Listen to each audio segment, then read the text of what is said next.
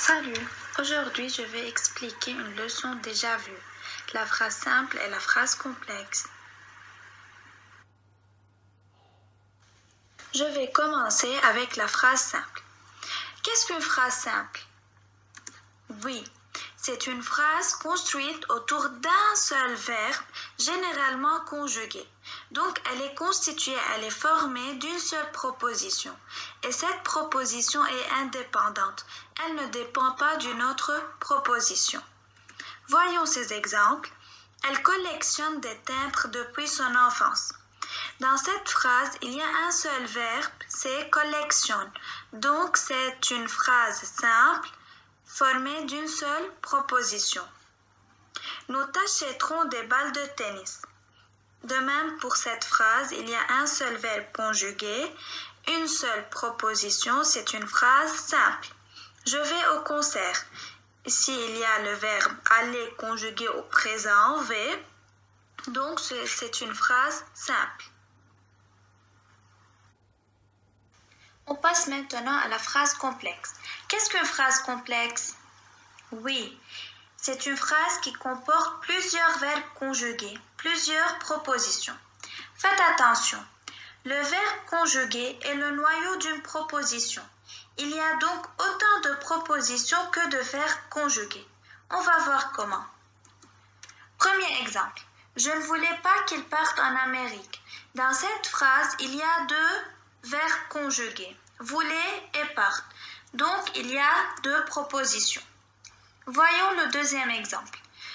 Ne me dérangez pas pendant que je travaille, car je perds facilement ma concentration.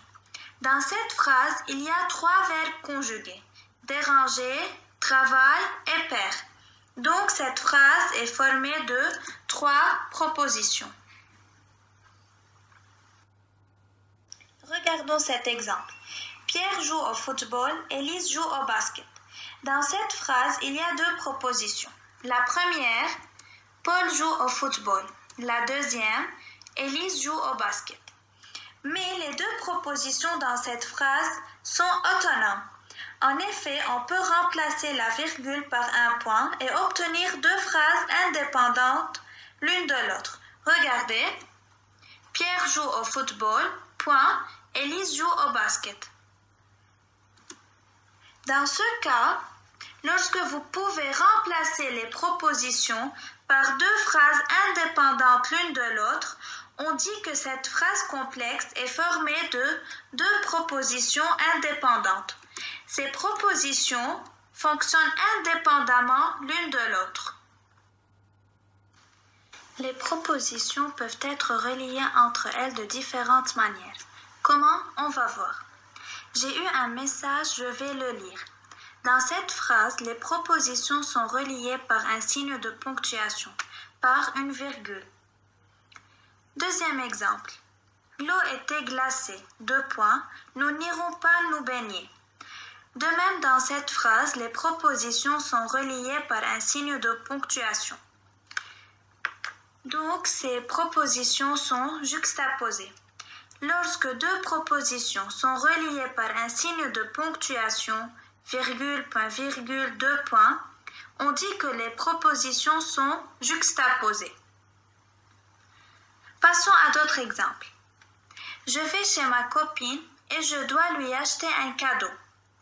Ici, les propositions sont reliées par une conjonction de coordination. Et.